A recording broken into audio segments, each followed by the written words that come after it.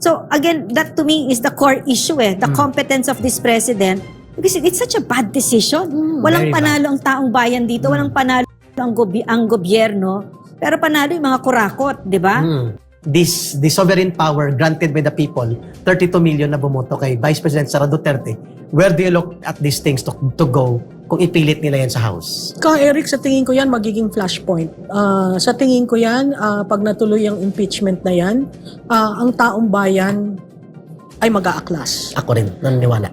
Bakit? What's up mga kababayan, News That Matters here. Dito sa video natin ngayon ay ating pananoorin sina Ka Eric at Dr. Badoy mga kababayan. Wala nang konsensya. Yan ang wika nila Dr. Badoy dito sa administrasyon ngayon mga kababayan na napupuno na ng mga elitistang grupo ang loob ng Malacanang na sila kasangkot di umano sa pagwawaldas ng pera ng taong bayan. Naku naman po, na walang kapanapanalo ang mga ordinaryong mamamayan sapagkat bulag at bingi nga itong administrasyon ngayon sa mga hinaing ng taong bayan. At lalo pang lumala ang pagiging deadman nila sa ordinaryong mamamayan nang lumabas ang pulboronic video ni BBM na magpahanggang ngayon tikom ang bibig patungkol dito. Pero bago ang lahat mga kababayan, huwag niyo po sana nakalimutan mag-like at subscribe para updated ka sa mga uploads ko araw-araw. At yun na nga mga kababayan, tila'y malulugmok sa kahirapan ang sambayan ng Pilipino. Nasa ating mga kamay talaga ang magiging kapalaran natin kung hakayaan ba natin na ganito na lang tayo o gumawa tayo ng aksyon para kahit paano masilayan natin ang magandang kinabukasan para sa ating mga anak at mga apo. Kung kaya naman hindi ko na patatagalin pa, heto na ang buong video. Sumasambulat ngayon sa buong mundo, hindi lang sa Pilipinas. Itong confirmatory na revelations coming from a very popular political blogger who happened to be a crusader for good governance sa Pilipinas pero sa Amerika na siya. We're talking about Miss Maharlika at ipinakita niya yung authentication evidence as proof na hindi po gawa-gawa ang video na inilabas doon sa Los Angeles at ito ngayon ay pinatotohanan ng mga forensics digital expert on cyber analysis.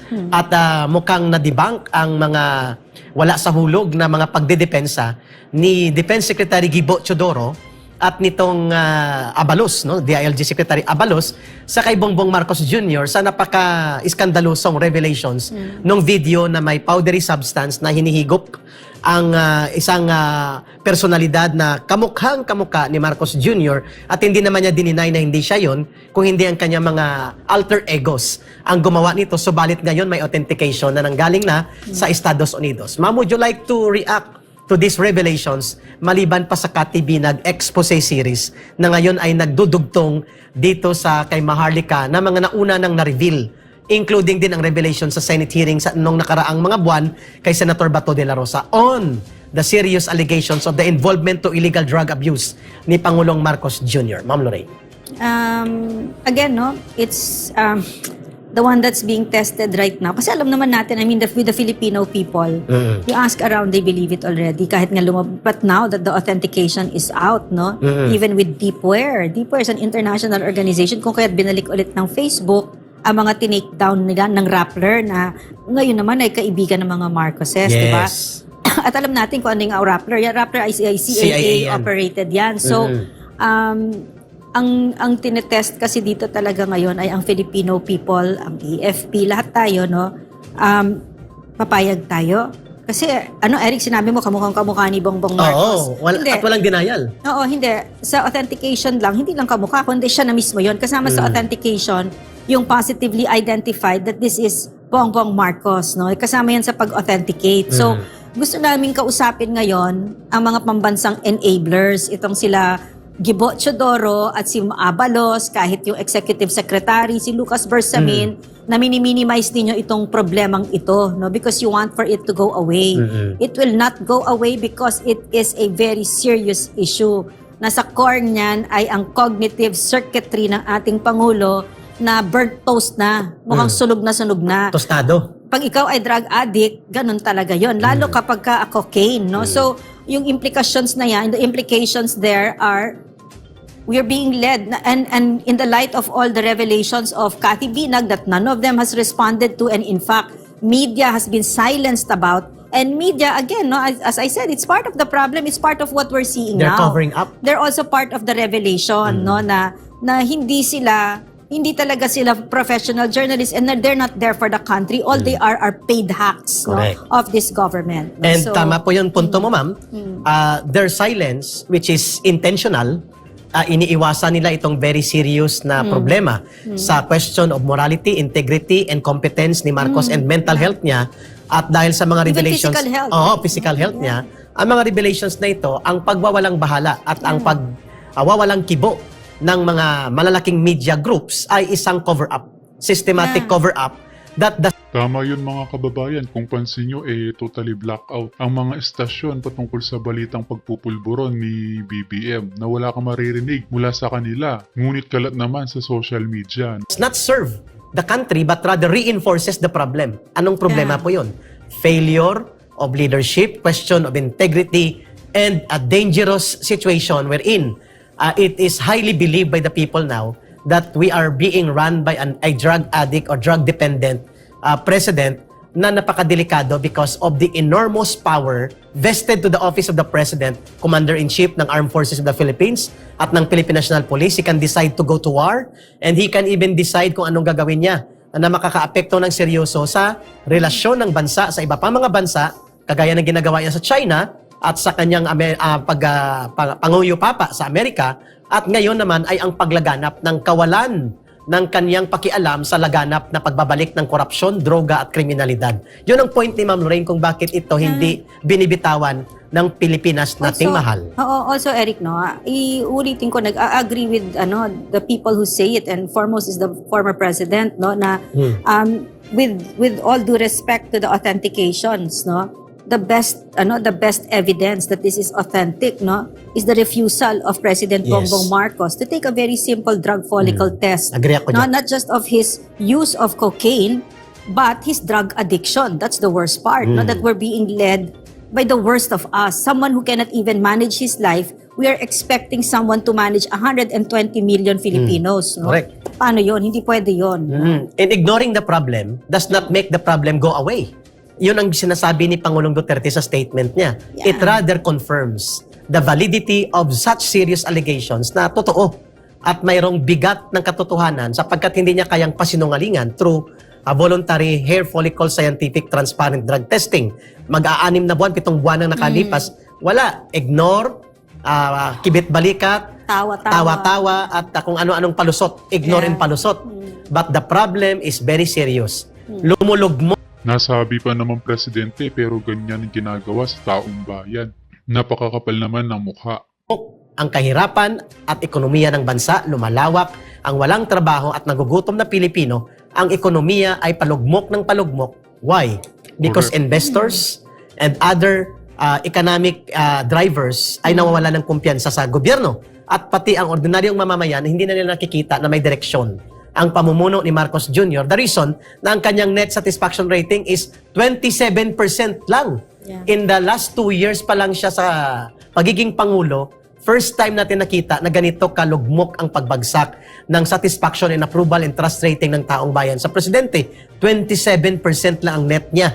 Samantalang, ang ibang mga presidente nagkakaroon ng ganyang rating doon sa last years ng kanilang paglilingkod. With the exception of Rodrigo Duterte, na kahit hindi na siya Pangulo, bago siya bumaba at nang bumaba siya, ay nasa 75 to 80% approval trust rating pa rin niya sa mamamayang Pilipino. Yun ang punto namin ni Ma'am Lorraine. Also, very worrisome yung pagtakip ng mga nasa gobyerno, no? Foremost of which is si Defense Secretary Gibo Chodoro at saka yung local government secretary si Abalos, no? Kasi ang drug addiction ng mga kababayan, Eric, pagka may ikang kapamilya na drug addict, ibig sabihin meron siyang at least 5 enablers, yung mga nagtatakip sa kanya. Kahit hindi mo alam na tinatakpan mo siya, na kasama yan, no? So and that causes even more, lalo siyang nalululong.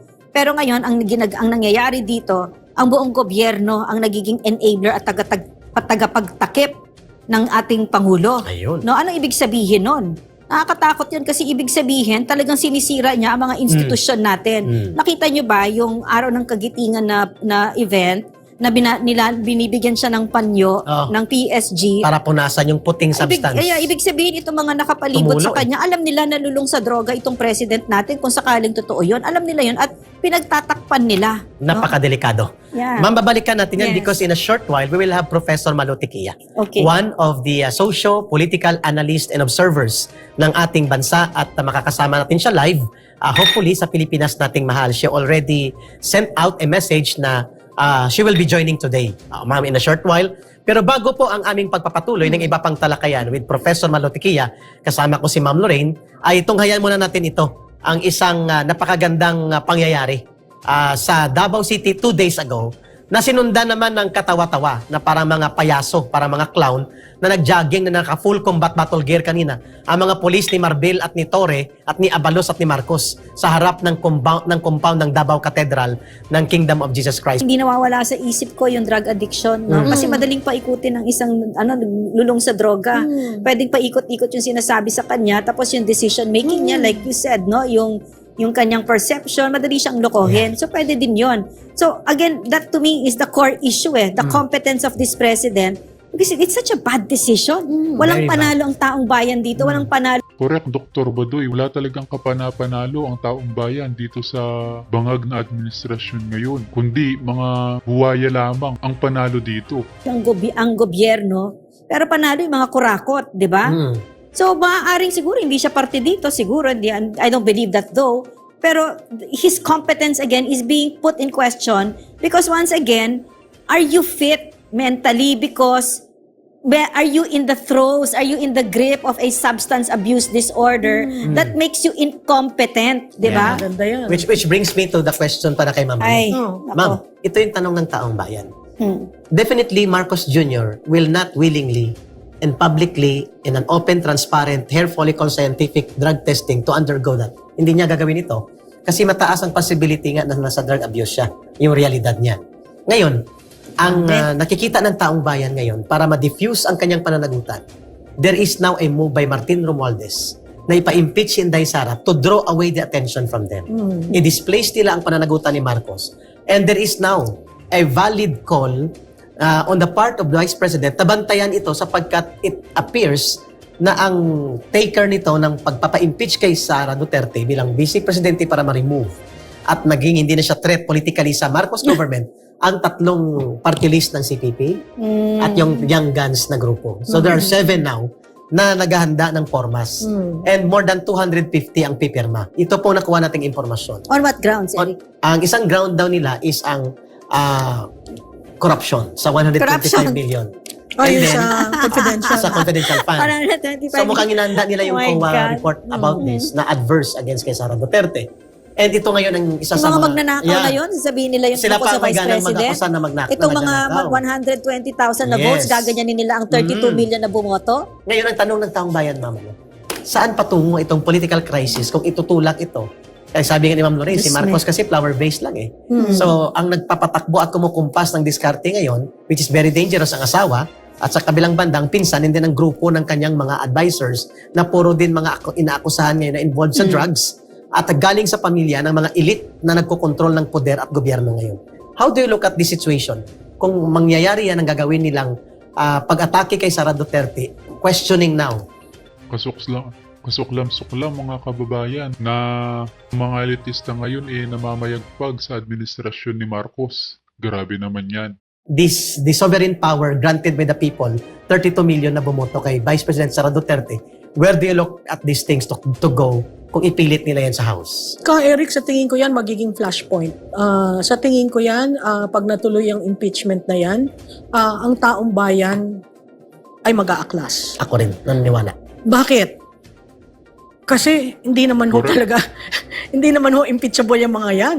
Dahil ang una, makikita mo naman kung ang magpa-file dyan yung mga Party list ng Communist party Party. list na communist at saka yung 700 Seven Young Guns. yung Young Guns na nakikita nyo ho everyday nagpe-press release yan nagpe-press conference no. Ang lokohan nga yung mga Young Guns are already billionaires Yes. kasi yun yung So sinasabi young, na so corrupt. oo, Yes, na so young, sinasabi na 3 taon lang, you stay with me for 3 years and I will make you a billionaire. Sabi ni Martin Romualdez yun, Oo, kumakalat yan. so ikaw, mag-iisip ka, talaga naman nung pwede sila maging billionaire. Yan, pwede. Pero nakakalungkot dahil alam natin na galing yon sa pondo natin. Sigurado tayo. Na hindi liniliquidate, hindi tinitingnan. So, kung matutuloy ho yung impeachment na yan, sa tingin ko napakahalagang tingnan ng taong bayan. Dahil yan ay political solution to a problem they created. Yes, agree You know ako what? dyan. If they accept Agree. that billion, that's what you call blood money. Yeah. May balik yan sa inyo. Oo, yeah. So, do you want to be like Bongbong Marcos? Yeah, he's president, but look at him. Yeah. No, lulong sa droga and look at his children. No? Yeah. If you were to believe Cathy Binay, I would not exchange my life for that guy there. No, so ang sabi ni Robin Williams, no, cocaine was Okay. God's way of telling me I had too much money. Yeah. And I anent that to the Philippine reality. Cocaine is God's way of telling this kurakot na mga magnanakaw that you've stolen way too much blood money from the people. At ang maganda doon sa sinabi mo, Mama Lu, yung pagiging bilyonaryo nito mga kongresistang kawatan na to, ay sisingilin ng taong bayan sa Oh kanila. yeah. At Yeah. ito ang gagatong, Yeah. I think, sa katinuan ng mga nasa security sector not to remain silent anymore. Yeah. Na ginagahasa ng bansa, ginagahasa ang kaba ng bayan, inaalipusta ang mamamayan, at nagpapakasasa sa yaman at ganit sa gahaman sa kapangyarihan at pondo na walang gagawin ni isang boses, ang Armed Forces of the Philippines at ang mga general at ang mga leaders ng gobyerno na nakakakita nito. Pag hindi nila ginawa ang tungkulin lang pangalagaan ng mamamayan, yun ang binabanggit ni Mama Lu, will you prevent people na mag-uprise? Mag-alsa, Pwedeng magbangon? Kasi siguro, patanong. just to add, no, basic yung tanong eh. Ano bang purpose mo sa buhay? Yun. Anong purpose mo? Ikaw, Pilipino. Anong purpose mo sa buhay? Anong purpose ko? Anong purpose ng mga leader na inelect natin? Exactly. Hindi ba para maayos ang bansa? Hindi ba para tayo, dire-diretso tayo sa ginagawa natin sa ating mga pamilya at hindi tayo nagwo-worry. Yung social contract, di ba? Sa social contract theory, nagbibigay ako ng aking mga karapatan sa iyo, Estado, para mo magawa yung kailangan mong gawin sa Tama. taong bayan. So kung ano ang purpose mo, paulit-ulit nating itanong, ikaw speaker, anong purpose mo sa buhay? Ikaw presidente, anong purpose mo sa buhay? First lady, anong purpose mo sa buhay? Ang purpose nyo ba sa buhay para magtamasa ng malaking pondo at magkaroon ng perpetual na Power. pag-upo dyan sa mga trono nyo? Yung ba ang purpose ninyo? Kasi kung hindi ho yun, hindi dapat tayo nag-e-end ng ganito. Malapit na tayo sa precipice eh. Malapit na ho tayong mahulog. You know what, Maluno, your Yeah, question, those are very valid questions. What's your purpose, di ba? But I think that soulless people will not understand that question. Siguro pag tinanong mo yung mga lulong sa droga, ang purpose mo ba? Yung nakita natin ngayon, itong kawalangyaan ng gobyernong ito. Kapag ka ba tinanong mo sa kanila yan, ay ang purpose mo ba ay magkamkam ng pera? Sagutin sa'yo, oo. Ganon, di ba? Wala na silang konsensya. Malo yun yung nakikita ko.